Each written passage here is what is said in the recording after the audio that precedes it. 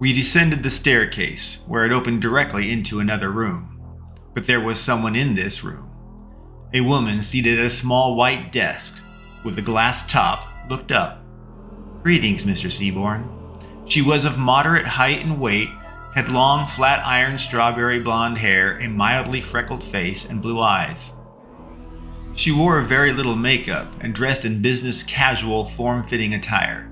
She was the girl next door kind of appearance, and had matching demeanor. How did she know my name, though? How did she recognize me? Was this Midnight and Associates after all? She smiled. "Welcome to Midnight and Associates, Mr. Seaborn. My name is Sarah McGilvray. We spoke on the phone. I have been your contact for travel, inheritance advances, and support services. Things will become very clear shortly. Mr. Lesky, our firm partner, and your dedicated counsel will explain everything in detail. He will be along in 8 minutes. Please have a seat while waiting." It was an oddly specific that Lesky would arrive in 8 minutes. Not a few minutes, not 5 minutes, not 10 minutes, but very specifically 8 minutes. That just seemed odd. Soon a tall, gaunt, gray-haired, well-groomed man entered the room from an adjoining door, which I noted led to a long corridor as he came through it. He towered above us at nearly 7 feet tall. He was a giant in height, but his thin form betrayed his otherwise ominous stature. His face was slightly sunken, reflecting his apparent age. I would have guessed 75 years old. He wore an expensive, pressed, perfectly fitted suit, complete with vest and tie. Of course. But now, there was one thing that was entirely not normal. The man had a thin, silver chain as a second belt hanging with a slight droop around his hip. On the left side of his belt was a silver-handled dagger, and on the right side of the belt hung a black pouch with visible silver threading. And around his neck was a 5-inch ornate, also silver medallion in the shape of an ankh, an Egyptian cross-looking thing. So let me just summarize this. This fancy lawyer was dressed to the nines in business, but also, while dressed to impress, seemed to have all that silver medieval stuff all over him. It was very dissonant. It didn't make sense. The man smiled ear to ear, so widely it almost seemed unnatural. "Hello, Mr. Seaborn. I am Mr. Lesky. It is wonderful to meet you in person." I could see HR Bob was assessing whether to take this lawyer seriously or not, or whether he was a lunatic. Katie seemed almost smiling as she looked upon his silly grandeur. I could not tell if she was judging Lesky as ridiculous, or if she was actually inspired by his accessories. Deputy Taylor recoiled slightly, evidencing her suspicion of this Lesky not being a good character. Mr. Lesky gestured that we follow him through the door that he had entered from, and into the corridor. And so we did. We went down a hallway, we made a right turn, and at the end of that hallway was another white door. It was strange how few white doors we had seen, and yet every last one we had gone through. Seemed kind of weird, at least that's what I thought. Opening the door revealed an octagon-shaped room. A huge, round, white, marble, slab-top, massive obsidian stone-based table dominated the room. It was effectively a gigantic conference table with a white marble top set atop an obsidian stone base. Silver throne-like chairs surrounded the big white table, and recessed silver columns were cut into the tabletop, running from each chair into the center of the table, where there was an etched image of a pyramid with a giant eye in it. I imagined the cut lines connected the thrones like magical table ley lines. It all immediately reminded me of the Illuminati, like the pyramid with an eye on the US dollar. albeit it was insanely more detailed on this tabletop's Illuminati pyramid etching. To me, it was all this. We had been escorted by what was apparently a lawyer priest into an ancient underground castle octagonal chamber with a white marble and obsidian round table of the Illuminati, and were surrounded by silver thrones connected by ley lines cut into the table. It was all very theatrical and over the top, or at least so I felt. I could not help but question, how much of this was an act? Midnight and Associates seemed very dramatic, almost histrionic as an organization. Was this a Wizard of Oz illusory front? Was Aunt Millmore Oz? Or was Lesky or someone else? Only time would tell, I imagined. I further wondered, are these people all suffering some kind of mass hysteria and they actually believe the stuff they're saying? The jury was out on that one, I figured, as well.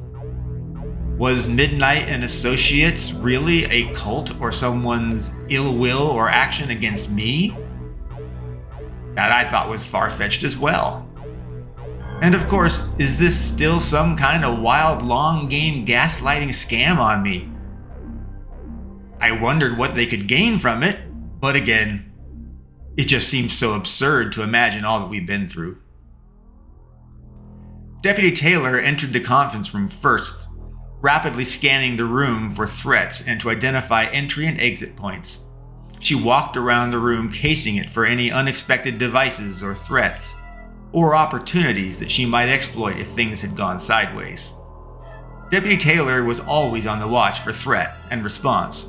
At least, that's what I had observed in her. H.R. Bob just stood there, almost jaw-dropped. I could almost read his mind.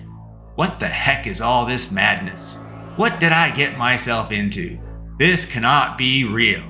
Yeah, all those and more doubting and damning thoughts would surely be flowing from Bob's jaded and judgmental mind.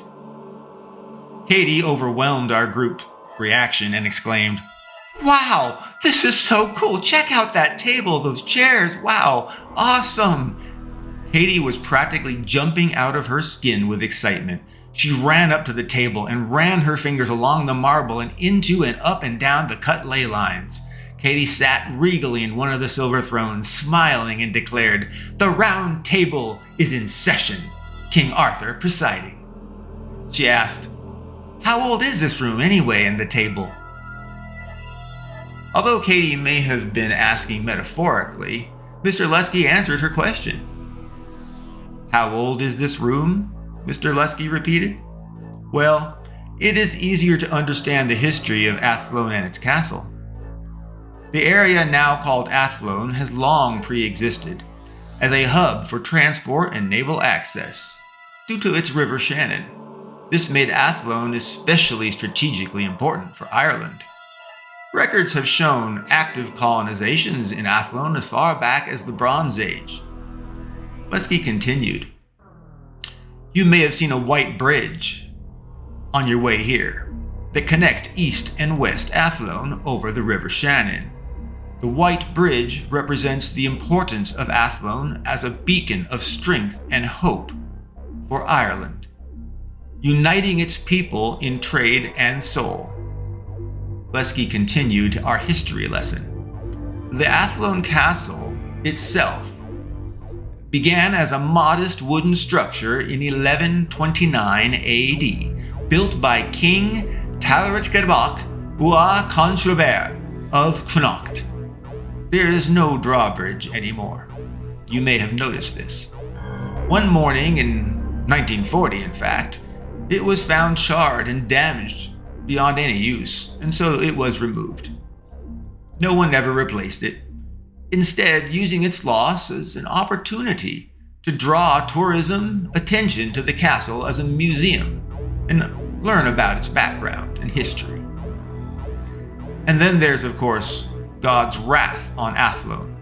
It is said that God became angry with the leaders of Athlone Castle in 1697, and he struck its battlements down with lightning.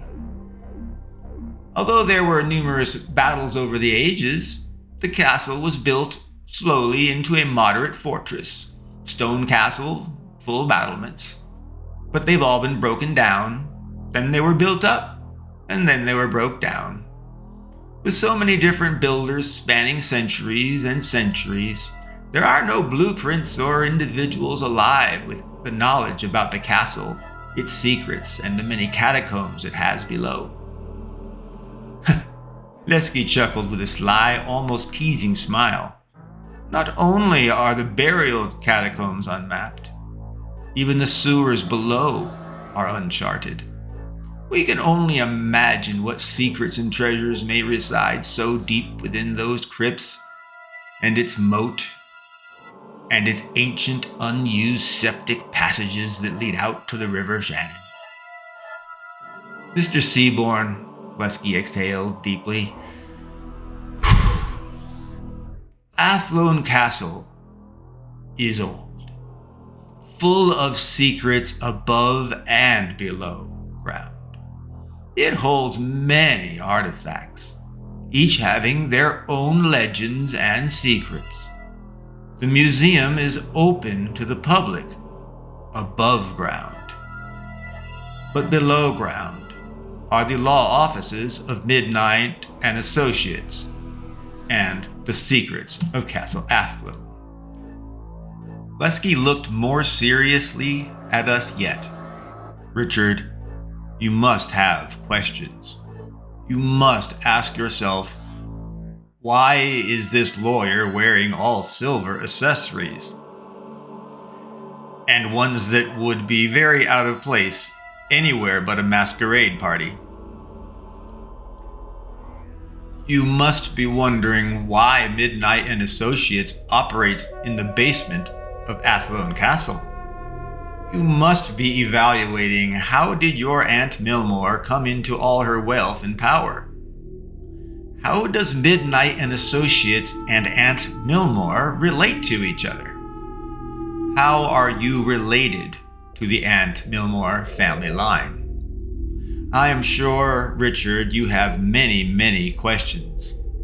Please refrain, though, from asking them until the end of my overview. Thank you, Mr. Seaborn. Lesky had so much to say, and seemed more asking questions of me rhetorically that he had no actual interest in hearing my answers from. At least, I thought that was very clear and obvious. And so, I just kept quiet and let Mr. Lesky talk on and on. He spoke more. You must steel yourself, Richard, for what I am about to say. Mr. Seaborn, you and your companions should all take a seat at the round table. Everyone sat cautiously at the white marble table on the thrown silver chairs. Mr. Lesky seated himself at the great white marble round table as well. He touched the medallion around his neck and uttered some mumbo-jumbo that sounded like Latin, but it could have been Hebrew or any number of languages that I simply did not understand, but I imagined somewhat recognized. Lesky spoke with a slightly deeper and more powerful voice, echoing in the chamber, making him seem almost ominously powerful. There is evil in this world. It is real. It takes many forms. Animals, people, spirits, and demons. It is difficult to accept, I understand, that there is absolute evil in this world, inflicting wickedness on innocence for pleasure. But let me assure you, evil and its manifestations are very real and are very deadly. Lesky's face tightened and his forehead furrowed. Mr. Seaborn, your Aunt Milmore was at the heart of a cult that worshipped a prince of hell known as Baal, or Baal as he has sometimes been called. His worshippers are Baalists and formally follow Baalism. Baal is the devil. He is known by many other names: Lucifer, Satan. It is all the same evil being. Richard, hell and heaven, they are real. They are physical places. Because of free will, independent thought, and open expression, politics and conflicts erupt everywhere, even between celestial beings. Some celestial beings proved more aggressive than others, and some extremely powerful and shrewd, unwilling to compromise in their views. Some celestials rejected heaven, and they waged war upon it to change it to their vision. Baal leveraged his shrewd perceptions of what motivated his peers and minions, and he exploited them to encourage more celestials to rise up against heaven with him, Baal as their leader, as their king. King Baal convinced 6 other archangels to join him against his waged war against heaven, which would become known as the Great Divine War. But after their defeat, they were banished and exiled forever from heaven. They could never return. But God created an underworld within each planet, forming a multiverse of hellscapes and torments throughout the universe. Collectively, they are all hell. Each fallen angel donned the title of a Prince of Hell, with Prince Baal being crowned as their king. He was the King of Hell. Time would serve and call him Lucifer or Satan, but in this world, he is in fact Baal. Baal proudly boasted he would rather be king and rule in hell than serve in heaven. Of course, his fellow fallen angel brethren would serve him, as he decreed being their king. However, his fellow princes of hell had their agendas too. Out of spite and hatred of heaven, the princes sought to corrupt and eventually destroy God's precious humankind. Baal concluded the best way to distress heaven and God the most would be to influence people to go against God's teachings and principles. And so the princes of hell derived the 7 deadly sins. Each prince of hell had a natural propensity of wickedness that they loved to exploit. And so they assigned each prince their own deadly sin to own and inflict and maximize its horrors upon humankind. 7 princes of hell and their cornerstones are the 7 deadly sins. Baal, Lucifer, king of hell, or Satan, was pride. Mammon was greed. Leviathan was envy. Asmodeus was lust. Beelzebub was gluttony. Belial was wrath. And Belphegor was sloth.